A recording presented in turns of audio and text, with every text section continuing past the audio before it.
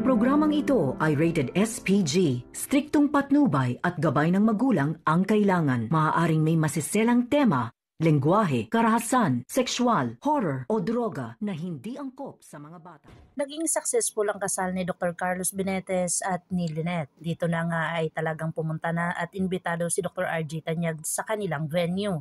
Ikinagulat ni Lynette ang kanyang mga nakikita kung saan talagang andun si Dr. RJ Tanyag. Sinabi ni Dr. Carlos Benetes na imbitado daw at inimbitahan niya ito.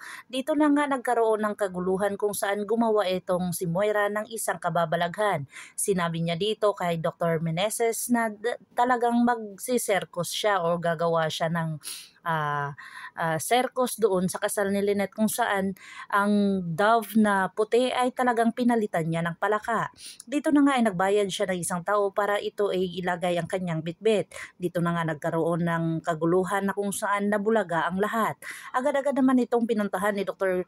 RJ Tanyag ang kanyang asawa at talagang pinaalis niya ito. Nanghingi na nga ng paumanhin itong si Dr. RJ Tanyag dito sa bagong kasal na si Carlos at saka si Lynette.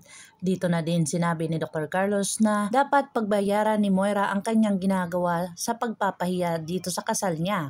At sinabi naman ni Dr. RJ na bahala kayo basta ako nanghihingi ako ng dispensa para sa ginawa ng aking asawa. Dito na hiniling ni Dr. RJ Tanyag na makausap niya si Lynette kahit sandali na tungkol sa kanilang anak. At dito na nga pinayagan ni Dr. Carlos Benetes itong si RJ at saka si Lynette kung saan hinanap ito ni Annalyn habang sumasayaw sila. Dito na sinabi ni Dr. Carlos na nag-uusap ang kanyang ama't at ina.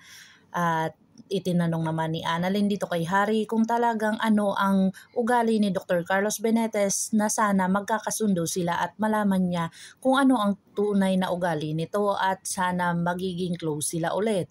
Dito na nga ay talagang prosigido na si Annalyn na mapalapit dito kay Dr. Carlos Benetes.